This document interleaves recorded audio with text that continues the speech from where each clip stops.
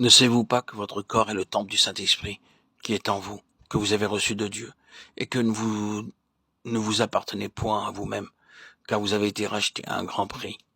Glorifiez donc Dieu dans votre corps et dans votre esprit, qui appartiennent à Dieu. 1 Corinthiens 6, 19, 20. Notez bien ces deux phrases. Vous ne vous appartenez pas à vous-même. Vous avez été racheté à un grand prix. Si nous sommes authentiques, si nous sommes un authentique croyant, nous sommes alors devenus la propriété du Seigneur Jésus-Christ, celle qu'il s'est achetée lui-même pour nous sauver, nous racheter, nous pardonner et nous purifier. Le Seigneur Jésus-Christ a laissé et abandonné tout ce qu'il possédait. Nous lui appartenons. Lors de ma vie chrétienne, j'avais l'habitude d'avoir dans ma poche quelques petites pièces de monnaie, car on rencontre souvent de très nombreux mendiants. Lorsque l'un d'eux s'approchait de moi, je lui donnais alors une pièce de monnaie. Un jour, un mendiant vint à moi, me demandant un peu d'argent. Je mis ma main dans ma poche, m'apprêtant à lui donner une pièce. Quand Dieu me parla, « Ceci est mon argent. Tu n'as pas le droit de dépenser cet argent selon ta propre intelligence. » À cette époque, j'avais encore cette opinion que si je donnais la 10e partie de mon argent au Seigneur, je pouvais faire du reste ce que je voulais. Je donnais en général plus que la dîme, et pour le reste, je voulais le dépenser au service de Dieu. Mais je le faisais sans rechercher la volonté de Dieu. Alors Dieu me parla disant, « C'est mon argent que tu dépenses. Un demi-centime ou un centime, peu importe, c'est mon argent. » À ce moment-là, cette parole, « Vous ne vous appartenez pas à vous-même » s'imposa très fortement à mon esprit. Et Dieu me parla.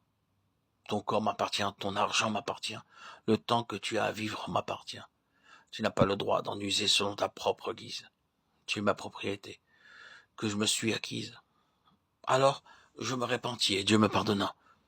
Par la suite, j'ai trouvé une très grande bénédiction en consultant la volonté de Dieu avant de dépenser l'argent, l'énergie ou le temps.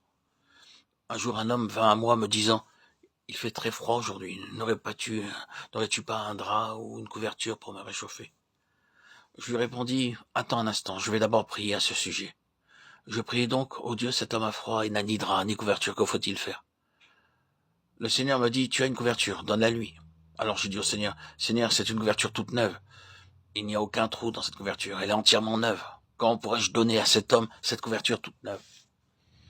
Le Seigneur me répondit, « C'est ma couverture, à moi, ce n'est pas la tienne. » Alors je la lui donnai, et cet homme s'en alla plein de joie. Je me mis à penser, et moi, comment vais-je me couvrir cette nuit?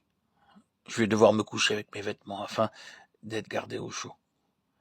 Mais cette même nuit, en rentrant dans ma chambre, après avoir fait du travail en plein air en ville, je trouvai sur mon lit un paquet volumineux, sans aucune mention d'expéditeur, avec ces paroles, « Le Seigneur nous a parlé, nous demandant de vous envoyer ce paquet. » J'ouvris donc le paquet et je découvris une couverture de la même dimension, de la même couleur, et tout aussi neuve que celle que j'avais donnée. Ainsi le Seigneur commença à me parler jour après jour. Tout ce que je possède lui appartient, mon temps, mon argent, mon énergie, tout est à lui. Je ne m'appartiens pas à moi-même. Je vous le dis au jour du jugement, les hommes rendront compte de toute parole vaine qu'ils auront proférée. Matthieu 12, 36. C'est ainsi que j'appris et que nous pouvons apprendre comment on peut être délivré de beaucoup de pertes inutiles en recherchant la volonté de Dieu. Avant de dépenser de l'argent, avant d'aller quelque part pour faire quoi que ce soit, nous recherchons la volonté de Dieu, nous consultons le Seigneur pour découvrir son plan parfait.